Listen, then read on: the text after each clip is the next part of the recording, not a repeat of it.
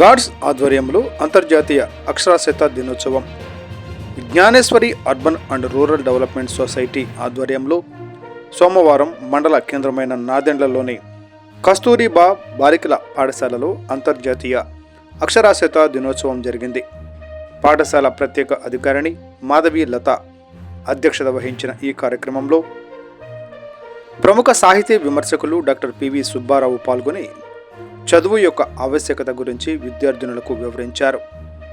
అక్షరాస్యత సాధించిన దేశాలు అభివృద్ధి పదంలో ఉన్నాయని, అక్షరాస్యతలో వెనుకబడిన దేశాలు ఇంకా అభివృద్ధికి నోచుకోలేదని ఈ సందర్భంగా డాక్టర్ పివి సుబ్బారావు అన్నారు.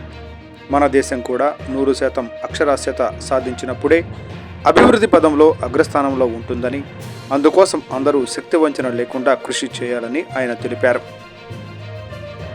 ఈ సందర్భంగా మరో అతిథి జన విజ్ఞాన వేదిక రాష్ట్ర కార్యదర్శి డాక్టర్ దార్ల బుజ్జిబాబు మాట్లాడుతూ అక్షరం ఓ శక్తివంతమైన ఆయుధం అన్నారు.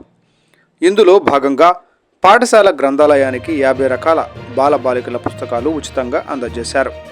ఈ కార్యక్రమంలో గాడ్స్ ఉపాధ్యక్షులు గేరా యాకోబు, సభ్యులు వడ్లాన సతీష్ చంద్ర తదితరులు ఉన్నారు.